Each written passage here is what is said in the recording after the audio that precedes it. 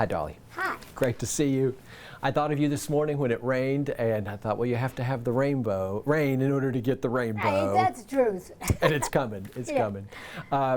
Congratulations on a great start. You came out on the stage today, and I've seen you on stage a bunch, and I saw what seemed to me a moment where you kind of got choked up a little bit. Well, I kind of did.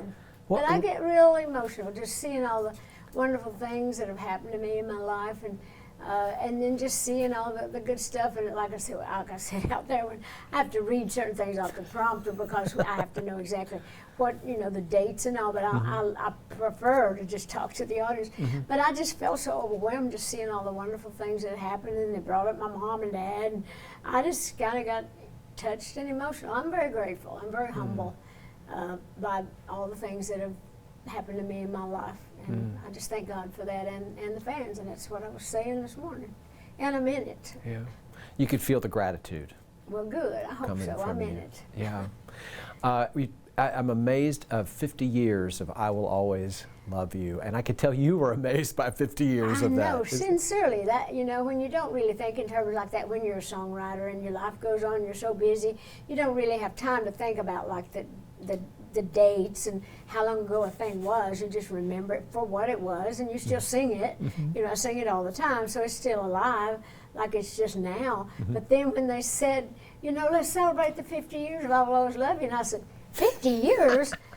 Has it been that long? And it has. Yeah. But that song has really held up beautifully through the years. And, it's just a hit every few years by somebody. And it's used here and there for so many things. But yeah, I'm very proud of that song. And I'm proud of all of them, but that one is especially good because so many people relate to it. Yeah.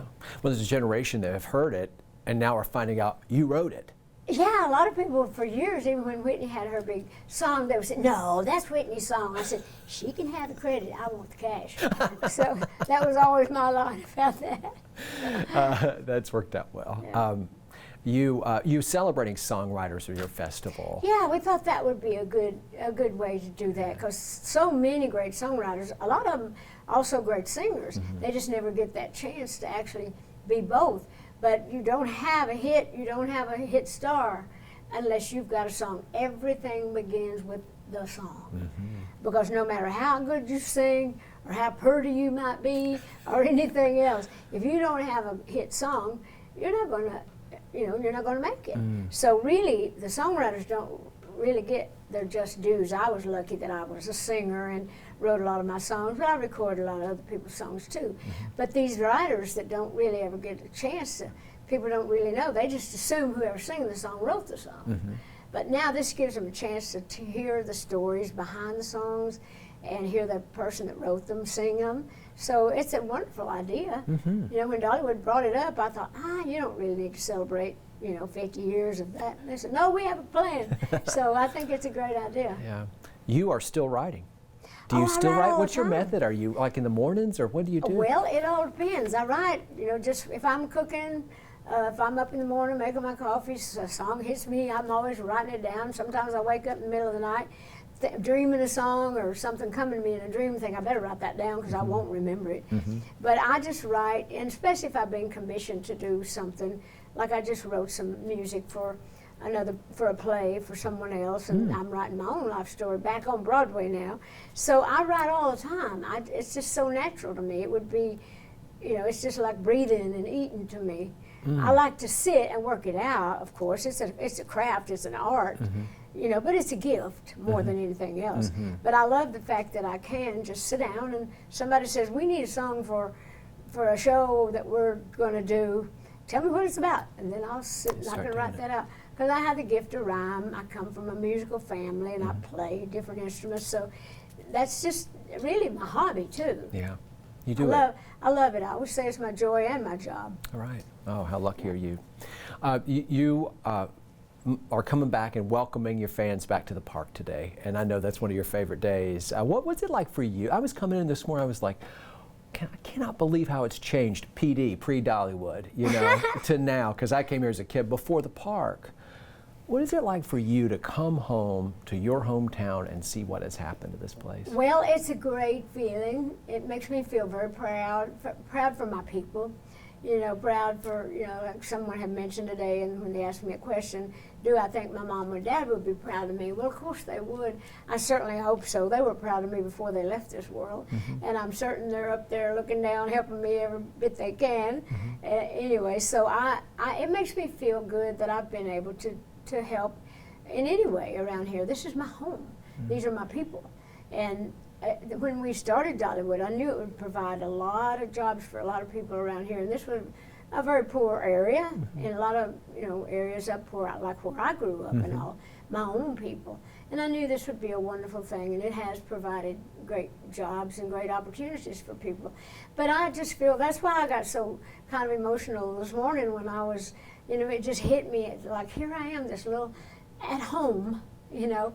I'm about to do it now, but I mean, here I am at home, you know, and just looking back at my life and thinking about, you know, Mom and Dad and our little Tennessee mountain home, and that dreams do come true. You know, it's a crazy world out there, but it just kind of hit me all of a sudden this morning. I guess, I don't know, maybe I was just over emotional, but it makes me feel good. To answer your question, it makes me feel proud and humble. I bet.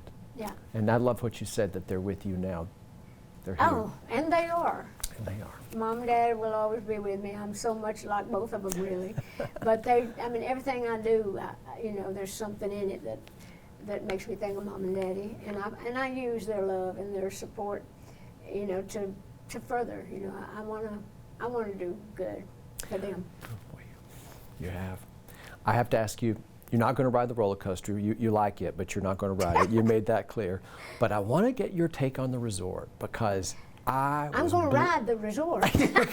Yeah. What do you think of it? I mean, it's coming soon. Bookings start in June. I could see the roof from this parking lot. Well, you've got to see that. That, of course, ever since we started working on it with all the, you know, the decorating and everything, all the furniture and all the little things that, you know, we all play a part of. Of course, all the great talented people in their areas are the ones that make it all come to life. But we all dream, and we're all part of it, and they're always so good about, you know, trying to do things that kind of will carry my life and my thoughts and my feelings into it. But it is going to be amazing.